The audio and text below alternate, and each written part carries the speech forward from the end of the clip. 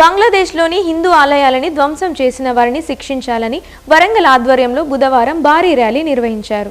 ఈ ర్యాలీ ఉదయం 11 గంటలకు స్థానిక 1000 స్తంభాల ఆలయం నుండి ప్రారంభమై హన్మకొండ పెట్రోల్ పంపు వద్ద గల అంబేద్కర్ సర్కిల్ వరకు కొనసాగింది. అంబేద్కర్ సర్కిల్ వద్ద నిర్వహించిన సభలో హిందూ ధర్మ పరిరక్షణ సమితి బాధ్యులు ర్యాలీకి వచ్చిన హిందువులను ఉద్దేశించి మాట్లాడారు.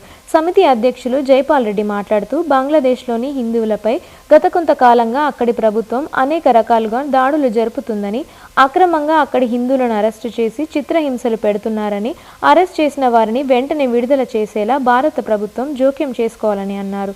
బంగ్లాదేశ్లోని ఫిరోజాబాద్లో లోక్నాథ్ మందిరంపై అక్కడి ప్రభుత్వ అండదండాలతో దాడి చేసి ఆలయానికి నిప్పు అంటించడం, మందిరంలో పూజలు చేసుకుంటున్న హిందువులను కొట్టి చిత్రహింసలు పెట్టిన ఘటనలు మరవక ముందుకే ఇస్కాన్ యొక్క చిన్మయ ప్రభువును దేశద్రోహం ఆరోపణలతో అరెస్ట్ చేయడం దారుణమని అన్నారు. బంగ్లాదేశ్లోని మెహర్పూర్లోని ముస్లిం దుండగులు ప్రదర్శన పేరుతో ఇస్కాన్ ఆలయంపై దాడి చేశారు. ఈ దాడిలో జగన్నాథుడు, బలదేవ్, సుభద్రాదేవి విగ్రహాలు ధ్వంసమయ్యాయి.